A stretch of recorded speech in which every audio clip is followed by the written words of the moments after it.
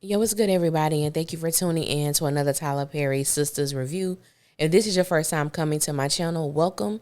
If you are a returning family member, then you already know what it is and what it always will be. Be sure to like, comment, share, subscribe. Tell somebody to tell somebody if you choose to, but if not, just sit back, relax while we get into this messy times 20 messy thing. So this is season 8, episode 20, entitled Boss Lady. This is a episode review slash mild rant. I don't know what this is. I really don't. So y'all just vibe with me on this. I do want to go on record and say that I believe this episode was the worst episode of the season as far as the writing from where I'm concerned. I know there are many of you who do not watch the episodes anymore. You do not watch the show, but you tune in to different reviewers to hear commentary. And I'm definitely still trying to keep that in mind. So I just wanted to keep everybody abreast as to what happened and what's going on, so you're not confused like many of us were confused on Wednesday night. So when the show opened up, we find out that there has been a 4-week jump. So we have progressed in the storyline a month. It was confusing because there were certain storylines that appeared to progress a month, and then there were certain storylines that you could tell there was no progression. The writing on this episode was absolutely horrible. And that is not to throw shade at anybody or the young lady who wrote this episode. However, I don't even understand how this made it to filming. I honestly don't. There were so many inconsistencies. Let's just get into it. I'm going to start with the good sis Karen. Now, at this point in time in the sister storyline, Karen is 9 months pregnant with twins.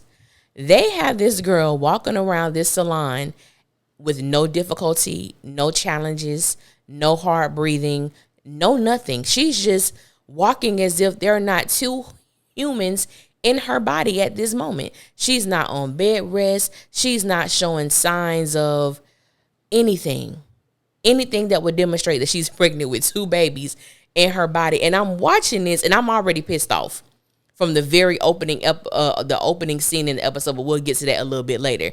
But I'm already pissed off watching this episode because nothing was making sense.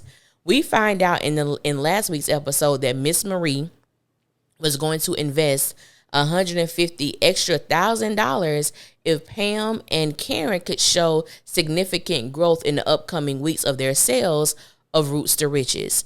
When Karen is on the phone with Miss Marie, Karen tells her that she has no numbers, like there is no documentation, there is no proof to show where they are numerically when it comes to either the increase or decrease or stagnation of sales. I said, what the hell is this? Like, that doesn't even make sense. Like, I don't believe it. I do not believe that Karen and Pam have done all this work to not do what it takes to show proof that they are indeed worthy. I'm gonna use the word worthy of $150 extra $1,000 from Miss Marie to be sewn into their business. I just didn't believe it at all. It made absolutely no sense. Let's go to Andy. The opening scene of this episode was Andy, Fatima, right? They're all in the law firm. So this is Andy's, I guess now she's officially the managing partner of the firm. It took a month for everything to go through. I said, okay, anyway, I'm going to let y'all have it. It took a month to go through. We see Fatima, who is being Andy's watch guard over Robin. First of all, Fatima put her hands on Robin's arm and pulls him away from Andy, telling him to keep it cute. In what world? And I do understand that shows can be outlandish. Shows can, definitely do things that does not happen in real life. However, in what world? Let's be all the way real. Not only is Robin a partner, he is the owner of the firm. And you literally threatening him and assaulting him. Why are you touching this man? Then we see Hayden. We all know that unfortunately, Hayden got his ass beat last week for no reason. He didn't deserve it. He walks in there with fresh bruises on his face as if he just got beat the night before. When he comes in, Fatima is acting as if this is her first time seeing Hayden in a month. Like, oh, what happened to you? You don't look good. I'm like, what is happening right now? which goes back to what I said about there are some storylines that appear to have progressed a month, and then there are certain storylines that appear that there has been no progression at all. And that was one of them. Let's go to Danny. Danny shows up at the law firm for her mediation appointment with Higher Airlines. So you have the HR representative, you have the lawyer, and you have Tony. This entire scene was absolute garbage. First of all, I'm going to tell you, writers, anybody, Google can be your best friend. You need to research something. You can go to the library, find books on it. You can go to Google. You can use AI knowledge, whatever you need to do. But I am a firm believer, and I think it really pisses me off because I'm a writer as well. There should be some integrity in your writing. Please don't feed us false information. Please don't play on our intelligence. When Andy was in this mediation, the things that Andy was saying made absolutely no sense. Andy was acting as if she was the HNIC, that she knew everything. She was basically telling his lawyer and the HR rep, oh, no, we're not going to talk about that. We're talking about this one thing. Yet Andy wanted to bring up what Lenny said to Danny, even though there is no proof on that. It's hearsay because Danny did not go to the HR representative to inform them, or she didn't go to HR to inform them that this man was saying something to her that made her feel uncomfortable. And the truth of the matter is, it did not make her feel uncomfortable, even though he was out of pocket for saying those things to Danny. There is nothing on file for that. So the fact that that could be used in mediation as a way to get Danny her job back, it makes absolutely no sense. It doesn't matter what someone says to you. It does not give you the right to put your hands on them. And if you're going to assault someone, if you're going to put your hands on them, then you just be big and bad to deal with whatever consequences that comes with your decision. That's just what it is. I was just so irritated because it appears that with some characters on this show, they can do what they want to do and still be rewarded for it. No, you do not get rewarded for bad behavior. You do not get your job back because you assaulted your coworker. It does not work that way. Yes, your ass should be suspended. Matter of fact, your ass should be fired. That's the way it goes. You can't go through life putting your hands on people, even though sisters will make you think you can. For instance, Fatima could go around threatening people, beating up people, and then there's no consequence. That is not life. That is not how things work. So we had to deal with that foolishness. Now, let's go to Sabrina. Sabrina's storyline definitely appears as if there has been 4 weeks progression into her life. So when we see Sabrina, she's in the airport coming back from Turks and Caicos with Dominique. They were on a business trip. So they come back, and you could tell they probably spent a lot of time together, I would believe so, and possibly got closer. You have Tony who approaches them in a way that I've never seen him approach any woman on this show before. He was extremely aggressive and in business that did not concern him. I ain't even gonna trip off that, even though he really did piss me off. The part that got me was Sabrina went to Rich's job, and we find out that Rich has not called Sabrina, text Sabrina. He's basically been ignoring her. He has ghosted her. And her thing was, you basically broke up with me. He tells Sabrina, I didn't break up with you. I just figured that's what you wanted. I'm not going to go too much in this because I got a whole nother video for this particular part of the episode. But in what world? If I don't hear from you in 4 weeks, we're broken up. We're done. You left me. Because there is no way in the world we're supposed to be in a committed relationship. Okay, I did something in your opinion that you didn't like, and you've ghosted me. And this is not his first time doing this to this woman. I said, Sabrina, baby, let it go, because Rich is not worth it. He is not worth it. He is too much maintenance that you got to do to make him feel secure in your relationship when honestly, he's not even worth it. If we going to keep it all the way a buck, he's not worth it. Next, let's deal with Zach, okay? The man who does nothing all day except stare at this damn board. The entire episode, Zach is dealing with this board of possible suspects, and Zach is excited because he believes he has solved the case. Ooh, I gotta call Fatima. He calls Fatima and somewhat gets upset because she is rushing him off the phone because she has a meeting to go to because baby girl is at work. working, something that he hasn't done in a long time. I know it could be unfamiliar, but she's on her job, actually doing her job. She tells him about Jordan. Jordan is in jail. Yes, y'all, Jordan is in jail. We're going to get to that in a minute. She tells Zach that Jordan is in jail for trying to kill Gary at the hospital. And basically they're going to use that to say he's the one that tried to take him out at his wedding and stabbed him. How the hell you going to put this on this man with no proof? There is no evidence. Yes, he tried to choke Gary out at the hospital. Okay, cool. But the stabbing, how you going to pin? I said, I can't. Penelope shows up with her. That baby just touched by angels. Penelope is touched by an angel. So Penelope shows up to the jail. And I'm like, who the hell is in jail? Jordan has been in jail for 4 weeks. Jordan is losing his mind. And the way they have this going, I don't want to say this, but the way they are making Jordan appear is almost as if he might unalive himself. That's the way it's going. That's the feeling that I get. How they're trying to make him in jail, because he's not built for that. Jordan is not built for jail. Jordan needs to be on the outside because that cell is making him someone else. He's not himself.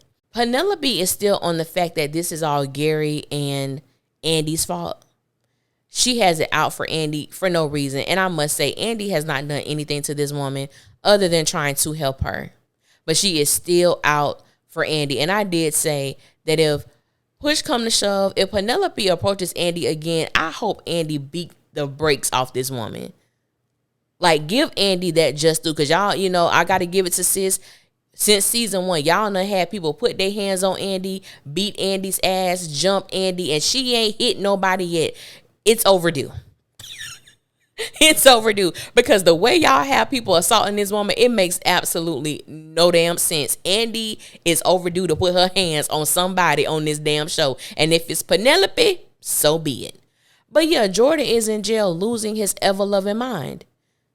And then I think about Penelope, and I wish the writers would go in this direction. I believe Penelope is just unraveling. She's unraveling. And there's a part of me that wants to have some compassion for this woman, but it's because life was taken from her, and life was taken from her in such a violent manner, and it was due to Gary. Also, I don't believe why Penelope thought she was any different than any other woman that Gary has dealt with. Gary has put his hands on Andy. He has abused her emotionally, psychologically, financially. He tried to come for her job. He tried to have her sabotage Jasmine's case in season 1. Like, there were so many things that Gary has done to show just how diabolical he is. And then we find out he also was that way in his relationship with Penelope. None of it was a secret. He may not have been as out with it, but we find out that there were things that he did with Penelope that he never did with Andy. How the hell you steal from Penelope? Left her with nothing, maxed out her credit cards, and you still stayed with this demon?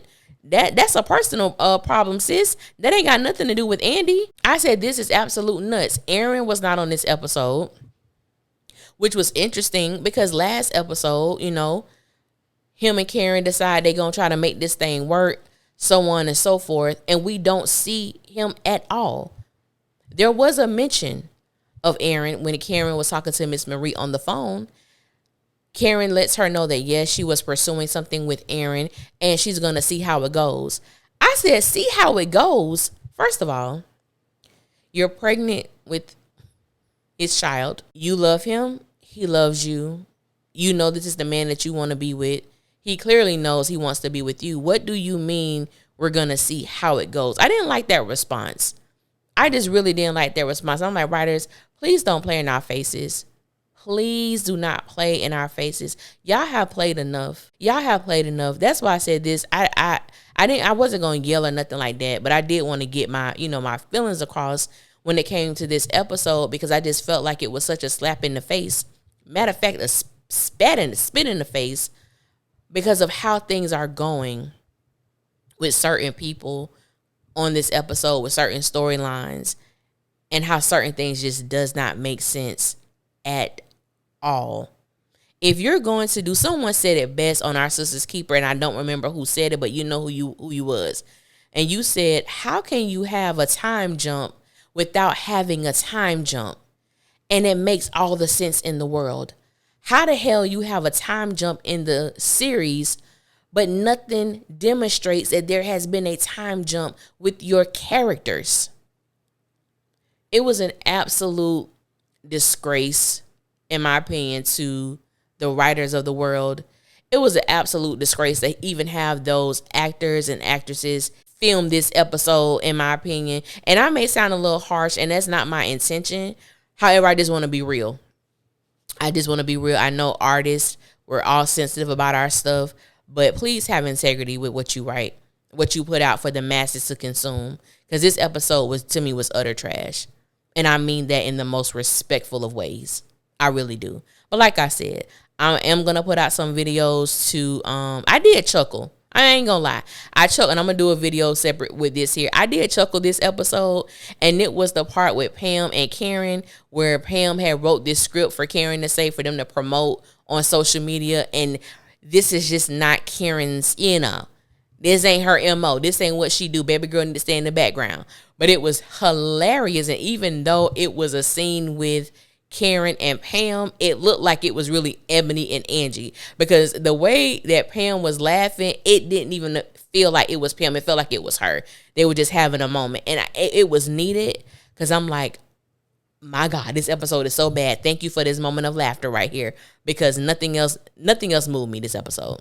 The roller coaster of season 8 is almost over. We have 2 more episodes, and when I tell you I'm ready for this season to be over, I'm ready for it to be over. And I think I talked about everything I wanted to talk about.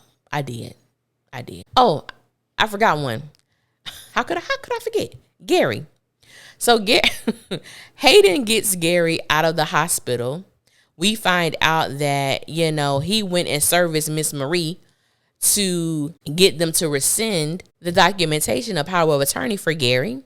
So she gets on the phone to keep Hudson as the power of attorney. But then Hayden found out some information, I believe, about the judge's grandson that he did not want to get exposed. So therefore he rescinded, and Hayden was able to get everything reversed and able to get Gary out of the hospital without having to have Hudson's permission. Gary goes back to the office looking amazing. Haircut, face shaved, in a bomb ass suit, looking good. Cheeto was looking amazing. But Gary? Gary needs to go to hell. And Gary still does not know who stabbed him. However, he knows without a shadow of a doubt he would have never given Hudson power of attorney. So I'm believing next episode, maybe more of his memory is going to come back. And maybe he'll know who stabbed him. Hell, maybe not. Maybe we won't find out who stabbed Gary until season 9. I don't know. But y'all know how this ride go. Y'all know how this go. But I want to thank you guys for listening. Until next time, I will holler at y'all later, and y'all be safe out there. Bye.